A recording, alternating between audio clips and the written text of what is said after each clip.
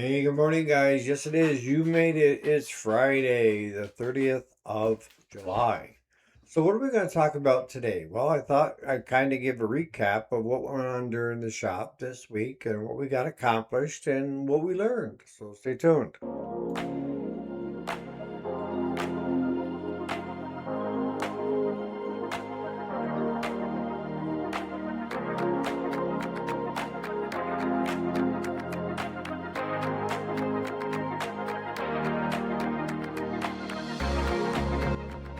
Alrighty, welcome back to the channel. My name is Eric. If you didn't already know it, yes, this is the weekday, Monday through Friday. Today is Friday, the 30th of July of 2026. We talked yesterday about how running your life is like running a repair shop. If you can get through the BS and concentrate on diagnosing versus fixing, a lot of times things resolve itself or the light bulb comes on. You get that aha, this is the way I should do it. But human nature is impulsiveness is to try to fix first, and no different than diagnosing an engine to diagnosing what's going on in the family dynamics or friend dynamics is order matters. The order that you do things and the process in which you do things matters. And what do I mean by that? I mean, if you're going to build a house, you're not going to go out and order windows first and have them delivered first, are you? No. You're going to want to get the foundation in first. That's going to be key to everything above it. So that's compression. So when you're doing diagnostics on a house, you're building a good foundation. Once you got the foundation in, then you go with the walls and then finally the windows. The windows are pretty important. You want to make sure that they're thermal, and they're weather resistant and so forth. But there's a time and a place for it. So no different than with fuel, if you throw the fuel out and change the fuel before you do compression and fire, it's important, but in the grand scheme of things, it's out of order. So that's what we try to teach when it comes to the process is you start where the most important, which is compression. If you don't have compression, you don't have squat, right? And we know that if we don't have compression, we go to the valves, right? But if the valves are fine and the compression is still not there, then there's no sense in buying windows for that house because the ground will never support the house to begin with, right? That's the concept. Fixing, I want to say, is probably, I would say 85% of the people, including maybe you out there. I've been in that boat before of where we start to fix first and we just start throwing parts, hoping for the best. You don't put a bunch of parts on and then come back and do compression and find out that you don't have enough to run, right? Because that's asinine. But yet that's what we do a lot, isn't it? I've been there, done that myself. I'm not a hypocrite. I've actually went ahead and changed the fuel, put a new spark plug in it, hit it with carb cleaner. If it fires up on carb cleaner, it's gonna run, and that's not always the case, right? So you do a lot of things to it and you spend a lot of time, and then you finally like, I can't figure this out, and then you go do compression and you're nowhere near what it needs to be to run. Had you done that first, everything that you had done, you wouldn't have done because you would have known enough to say, nope, this ain't going to happen. Now, I get this question a lot. Well, what are the parameters for the PSI on the compression gauge? What I found is it depends, guys. A lot of times with your Predator and Chinese, it's 55 to 65. That's a sweet spot. The old flatheads and stuff like that, I've seen those around at 50, 60, okay? And then the newer ones that are older are over 100. And then the latest group that's come out with the automatic compression release is 70 or above. You can Google that. punch in your number, your make, model number, and ask for compression on Google, and AI will go search thousands and hundreds of thousands of sites and come up with somewhere in the ballpark.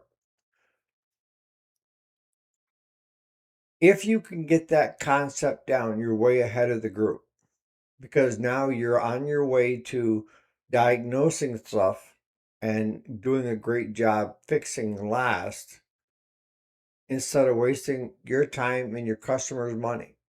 That's the simplest thing. And if you're a do-it-yourselfer, guys, following this logic is going to save you a lot of time and money. You know, I get this a lot from people saying, especially you do-it-yourselfers, where you're just like, I don't dare touch it because I'm afraid I'm going to break it. And my response to that is, there is so much crap out there on the market that is going for scrap. Grab a few of them, tear them apart, get used to tearing them apart. Look at how things work, how they operate. And I do that even on engines that we aren't going to do anything with. I go ahead and I strip them because I want all the metric bolts, nuts, all those goodies, right? Because they're expensive if you go to Tractor Supply or uh, any other hardware store to get nuts and bolts, especially if you want the metric ones. I just strip engines and I have a box. Jason, you showed me how to do that. And I started just filling the box with all the spare parts that I'm taking off the junk engines that are going for scrap, anyways. Life is the same way. Life, there's a certain process that you have to follow. And if you put something that's important, but it's out of order, then you could be wasting your time on it too. You know, I tell you guys, God didn't put you here to stress and worry, okay? But we do, right? Because we want to get the customer machines done. We're looking at numbers. We're trying to make things make sense of everything, right? If it has something to do with you, you can change it. If it has something to do with somebody else, give it up. Give it up to God and move on, because you are not going to change the outcome. No matter what you say or do, the outcome, you have no control over what other people say or do. And so why even waste your breath? I guess this is my answer. All right. So we said that we were going to talk about stuff with the shop. All right. So we had a good week last week where we snapped the rear axle right out of the tandem gooseneck. And I ordered that. That's $1,240 delivered. And Claude and I are going to yank the bad axle out and put the new axle in, and we'll have that girl going again. I got a guy that's waiting on me to bring a tractor home for him, and I've got a David Brown with a Kelly backhoe on it that I need to get back to the shop too. That I own the tractor and I bought the backhoe unit, so I took the tractor out to get it, and so we had the trailer right there to pick it up, and that's when we noticed that one tire was kinked off. You know, it's a good thing we noticed it, because we probably would have snapped the other axle with the combined weight of that tractor and backhoe. So that should be in next week. What else did we do? We brought home a DR 3-point hitch PTO driven fence trimmer, and we 6-foot snowblower, and those are here at the shop.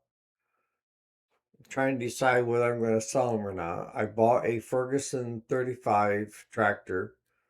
Hadn't run in years. We've got it running, but there's a lot of crap in the fuel tank, so we're going to have to flush it a number of times to see if we can get the crapola out of there.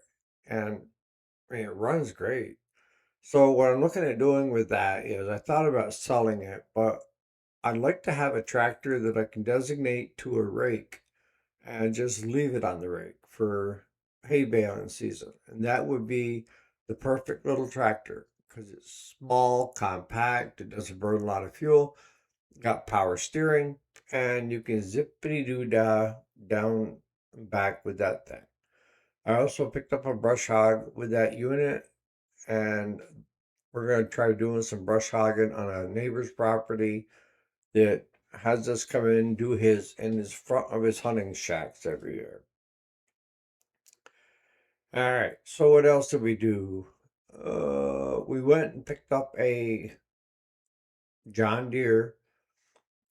The gal had a Murray that she was having problems with, so we fixed all her issues. And we noticed that there was a John Deere sitting there. And we wanted to know what was wrong with the John Deere, and she said too much to list. So I asked her, I said, what do you got to have for it? And she said, I'll let you have it for free. So what we did was when we took her Murray back, her zero turn, we put the John Deere on and I took off the $50 trucking because I thought it was worth at least 50. If the engine would run, it would be worth 50 because she thought it was a transmission or something on it. So we got it back to the shop. We hit it with carburetor cleaner, fired up. The transmission's fine in it. So we're going to take and do a service on it. We're going to take and service front to back and then put some fresh fuel in it and see where that goes with that one. And we also got a Ford Jubilee in that's here for, has it run in 4 or 5 years, get it running. The guy wants it painted. And as I tell people, we paint tractors and we decal tractors, but we're not doing it at restoration quality. If you want restoration quality, you're going to pay through the nuts. I can tell you that much right now. So you're going to have way more than that tractor's worth. This guy here is a Vietnam vet. He has a track driven thing he gets around with, but he wants to be able to drive that tractor. All right, we'll do what we can do. And so we started tearing off all the metal that needs to be painted and already uh, pressure washed it. Claude's got almost close to where it's running, but it's the carburetor and the fuel tank varnished, so we're gonna have to get that cleaned up. We ate in, brought it in. There was inside the hydraulic pump a snap ring come loose and allowed it to. So one time it would pick up, the next time it wouldn't do anything, and it would just sit there and be like in the neutral mode. We got it apart on the bench and we went looking to see if we could replace it. It was 1,200 and some odd dollars for a rebuilt one.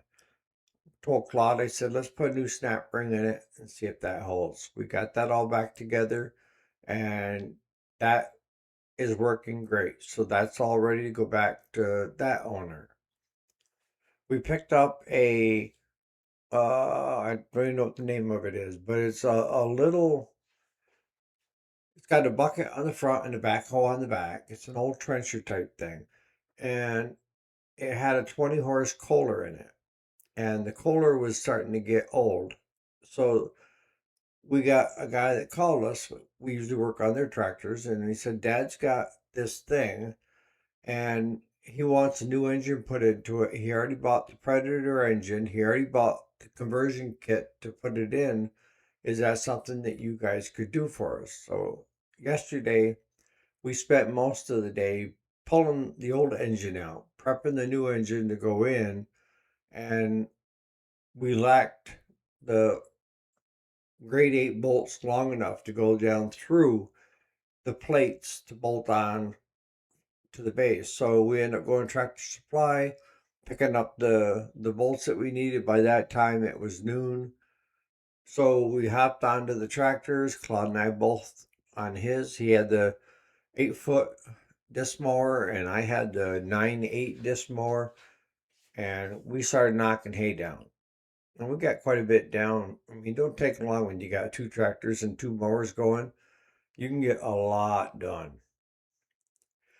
So that's what kind of rounds out the week. Today we have to do deliveries. We got to take that 8N with a brush hog back to that customer.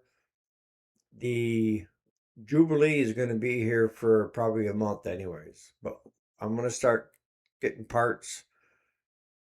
I already bought the coil, the alternator, because he wanted a conversion from a 6 to a 12 volt. So that's easy enough. And ordering the paint that we need if we don't have enough in stock. How was your week this week? In the comments. If you're still here and you haven't subscribed, liked, commented, or rang the bell, that would help us out immensely here on the channel. Trying to get enough time to where we can start this diagnostic 10-part series. I like the idea that most of you said is do no start, nothing, nothing about it, and just from front to back on it. And we haven't had any smaller stuff come in that you could do a 10-15 minute video on how to approach it. So I'm waiting for the ideal pieces of equipment to come through, usually handhelds. Those are the easy ones that you can knock out in a short video. Not going to be a long video this morning. I just thought I'd let you know what's going on here at the shop. We're doing good.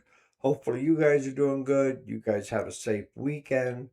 And on that note, you guys have a great day.